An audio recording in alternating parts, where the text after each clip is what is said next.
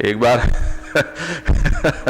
हमारे एक परिचित वैष्णव थे, उनको सदा ये मन में रहता कि मुझे कोई बहुत गंभीर बीमारी है और उसका कोई इलाज ही नहीं है, किसी को पता नहीं चलती है बीमारी, ऐसी गंभीर बीमारी है। तो जैसे कभी वो हमारे मांडवी में आ जाते तो मांडवी में जितने डॉक्टर हैं वो आरएमपी से लेकर और एमडी तक के सभी डॉक्टरों को दिखाएंगे। डॉक्टरों को दिखाएंगे तो दिखाएंगे, दवाई वालों को भी दिखाएंगे जो दवा बेचते हैं मेडिकल स्टोर में जा जा के क्योंकि डॉक्टर के पास तो इतनी दवाई नहीं होती है, इनके पास ज़्यादा होती है, मरीज इनके पास ज़्यादा आते हैं तो इनको ज़्यादा नॉलेज होगा, उनका ये लॉजिक था, तो उनको भी दिखाते। और ऐसे करते करते एक बार अहमदाबाद वो पहुँचे, बाय चांस मेरा भी वहाँ जाना हुआ। उस दिन वो वहाँ जिनके घर में गया वहीं वो भी दर्शन हो गए। तो इतनी बड़ी बोरी पीछे उनके पीठ पे लदी हुई थी। मैंने कहा क्या हुआ, ये क्या लेकर आ रहे हो? तो कि आपने खबर नहीं मने केवी बीमारी है, दवा है आ बधी। उसके पीठ में एक बोरी भर के दवाई थी। मैंने कहा ये दवाई आपको किसने दी? तो उन्होंने कोई वैद्य का नाम बताया। ये तो अद्भुत, ऐसा कौन सा रोग है? कुतूहल हो गया, मैंने फोन करके पूछा उनसे। धनशंकर वैद्य प्रसिद्ध थे यहाँ के, गुजरात के, तो वो वैष्णव हैं। उन्होंने कहा कि बाबा साहब इनको कोई समस्या नहीं है, यहाँ बीमारी है। पर अगर उनको ये कहें कि आपको कोई बीमारी नहीं है तो उनको संतोष नहीं होता है। अब वो है रिटायर्ड, सुबह उठते ही क्या करना पूरे दिन, ये उनकी समस्या है। तो मैंने उनको अलग अलग तरह के औषधि दे दिए निर्दोष, इसके मूल और उसका वो, इसको पीसो, इसको छानो, इसको उबालो और इतने इतने समय में इसके अनुपान के साथ लो। तो वो पूरा उनको 24 घंटा कम पड़ता है अब दवाई के। उनको ये भी सेटिस्फेक्शन हो गया कि बहुत गंभीर दर्द है और ये एक वैद्य है कि जिसने इसका इलाज भी बता दिया। तो वो धनशंकर के भक्त हो गए, अब वो काफी अच्छे हैं।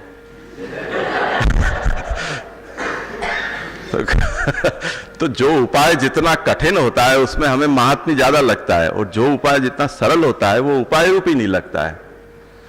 महाप्रभु और पुष्टि मार्ग के साथ भी यही समस्या हो गई कि इतना उपाय सरल सीधा बताया तो हमें लगता ही नहीं कि नहीं, अरे इसमें कहीं तप नहीं है, कभी वैराग्य नहीं है, कुछ त्याग नहीं है, कहीं यात्रा नहीं है, कोई अनुष्ठान, कोई संख्या का जप नहीं है। तो हम लोगों ने वापस वो महाप्रभु के जाने के बाद सब खड़े कर दिए। उसको और ज्यादा कॉम्प्लिकेटेड कैसे बनाया जा सकता है? तो वो सेवा विधि की पुस्तकों में इतना कॉम्प्लिकेशंस बढ़ा दिया, नेक भोग राग का इतना सब झमेला खड़ा कर दिया, और जो नहीं थे वो सब विभिन्न प्रकार के मनोरथ और ये सब हवेली और ये सब कमर्शियल रेडीमेड पूरा सेटअप खड़ा कर दिया, तो और कॉम्प्लिकेशंस बढ़ा। और कहीं कहीं ऐसे बहाने भी मिल जाते हैं लोगों को, 3 बार गिरिराज जी की परिक्रमा करोगे तो सांप दिख जाएगा या सिंह दिख जाएगा, कोई ग्वाल दिख जाएगा, तो ठाकुर जी के दर्शन हो गए। लगाओ परिक्रमा 3-3 बार। अब ये तो मिलना ही है ना गिरिराज जी में, ये नहीं मिलेगा। अब शेर नहीं है तो नहीं है, वो तो पूरे हिंदुस्तान में से अब गायब होने को है। तो वो रूप में तो सर्कस में और जू में ही हो सकते हैं दर्शन। गिरिराज जी में तो बस मिल जाए तो नील गाय मिल जाए, सांप वाप कभी कभी दिख जाते हैं, ठीक है। जिन लोगों को दिख गया वो दूसरों को कहते हैं और लगाओ परिक्रमा। बुरा कुछ भी नहीं है, पर यह अननेसेसरी कॉम्प्लिकेशन है। और जो अपना जीवन भगवत सेवा करके घर में सार्थक कर सकता है, उसके जीवन को बर्बाद करने का ये धंधा है। चक्कर लगवाते रहना, चक्कर लगवाते रहना, करने का काम रह गया और बाकी नहीं करने के सब काम शुरू हो गए। तो ये बात है कि महाप्रभु ने इतना सरल मार्ग बताया, तो हमने वो सरलता को बहुत लाइटली ले लिया। ये महात्म्य किनको समझ में आ सकता है कि जिन्होंने पूरा जीवन कॉम्प्लिकेटेड धर्म को जी के बिताया हो और उसमें निष्फलता या निरर्थकता का जिनको ज्ञान हुआ है, उनको ये पता चल सकता है कि महाप्रभु ने ये 2 बातें कहकर क्या चमत्कार किया। महाप्रभु ने स्वीय जनों में भक्तिभाव सिद्ध हो, प्राप्त हो, इस हेतु से 16 ग्रंथों की रचना की है। ये 16 ग्रंथ कैसे हैं? तो आज्ञा करते हैं स्वसिद्धांतार्थ बोधकान। स्वसिद्धांत के अर्थ को जिसमें बतलाया गया है ऐसे ये षोडश ग्रंथ हैं। यानी वल्लभ सिद्धांत का निरूपण षोडश ग्रंथ में किया गया है। तद व्याख्यानम पूर्वैः कृतम, पूर्वाचार्यों ने इन ग्रंथों के ऊपर व्याख्यान लिखा है।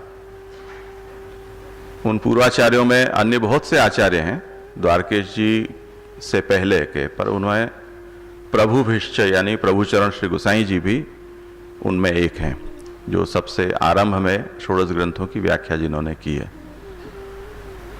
श्री गोसाई जी के द्वारा यमुनाष्टक, नवरत्न और सिद्धांत मुक्तावली 3 ग्रंथों के ऊपर व्याख्यान प्राप्त होते हैं षोडश ग्रंथ में से। उसके बाद श्री गिरधर जी से लेकर और परवर्ती काल में अभी तक भी षोडश ग्रंथों के ऊपर संस्कृत और अन्य भी भाषाओं में व्याख्या विवेचन होते रहे हैं। वल्लभ गीता कहते हैं, जैसे हिंदू धर्म में गीता का स्थान है, उसी तरह से पुष्टि मार्ग में षोडश ग्रंथ है, उसके बरोबर कोई नहीं हो सकता है। कई लोग एकाकी या मिलजुल कर पुष्टि मार्ग में सत्संग का, भगवद वार्ता का क्रम होता है, पर पुराने समय से चलते आते भगवद वार्ता मंडल या सत्संग मंडलों में और सब होता है, षोडश ग्रंथ कभी नहीं होता।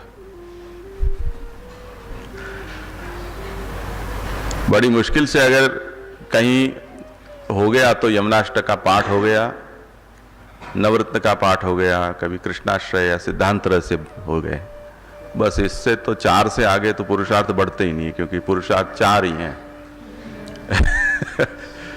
तो षोडश ग्रंथ जो जिसके बिना पुष्टि मार्ग में एक कदम भी आगे नहीं बढ़ा जा सकता है, न जाने ऐसा पुष्टि सृष्टि को श्राप लगा हुआ है कि उसको माइनस करके ही सत्संग होता है।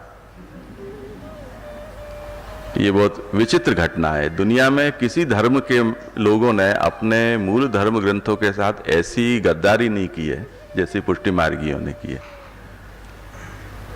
ऐसा कोई प्रण ले रखा है कि नहीं ही पढ़ेंगे, चाहो जो कर लो, नहीं, षोडश ग्रंथ को नहीं छुएंगे। द्वारकेश ये कहते हैं कि ये प्रभुचरणों से लेकर षोडश ग्रंथों के ऊपर व्याख्यान का क्रम चला है। वो षोडश ग्रंथ क्या है अगर आप पूछो तो यमुनाष्टकम आरभ्य सेवाफलम उदाहरता, यमुनाष्टक से आरंभ करके सेवाफल ग्रंथ तक के जो 16 ग्रंथ हैं उनको षोडश ग्रंथ कहा जाता है। उनके नाम आप लोग देख लीजिए अगर पता नहीं हो तो, वरना आप लोगों के पास जो पाठावली और पुस्तक है उसमें भी वो हैं। यमुनाष्टक, बालबोध, सिद्धांत मुक्तावली, पुष्टि प्रवाह मर्यादा भेद, सिद्धांत रहस्य, नवरत्न, अंतःकरण प्रबोध, विवेक धैर्याश्रय, कृष्णाश्रय, चतुश्लोकी, भक्तिवर्धिनी, जलभेद, पंचपद्यानी, संन्यास निर्णय, निरोध लक्षण और सेवाफल, ये षोडश ग्रंथ हैं। अब इसका इनमें श्री महाप्रभु ने क्या समझाया है, उसका सेंट्रल मैसेज क्या है, मुख्य वर्ण विषय क्या है, वो समझा रहे हैं कि एवं षोडशभिर ग्रंथैहि पुरुषोत्तम सेवनम प्रतिपाद्य फलत्वेन चक्रे जीवोद्धृतिम विभुः। महाप्रभु ने इन षोडश ग्रंथों से हमें ये बात समझाई है कि पुरुषोत्तम श्री कृष्ण का जो सेवन या उनकी सेवा, वही पुष्टि जीवों को फल की प्राप्ति है, यानी कृष्ण सेवा ही फल है। इस विषय का निरूपण महाप्रभु ने षोडश ग्रंथों में किया है। और ये बात हमें समझाकर महाप्रभु ने हमारा इसी लोक में उद्धार कर दिया। हमारी समझ ये है कि उद्धार के लिए हमें इस लोक को छोड़ना पड़ता है, छोड़ने के बाद उद्धार होता है, पर उसके विपरीत महाप्रभु ने हमें ये समझाया है कि अगर आप भगवत सेवा कर रहे हो तो यहीं आपका उद्धार हो गया। उद्धार के लिए और कोई प्रयत्न या और कोई स्थान आपके लिए जरूरी नहीं है। ये इसका सेंट्रल मैसेज है। तो क्योंकि हम ये नहीं चाहते हैं इसलिए षोडश ग्रंथ को माइनस करते हैं।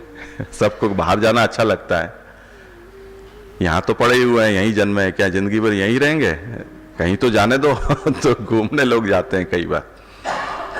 तो इस तरह से पुष्टि जीवों में से भी कई ऐसा है जीव के जिन लोगों को इच्छा हो जाती है कहीं जाने की, तो माइनस कर देते हैं षोडश ग्रंथ को।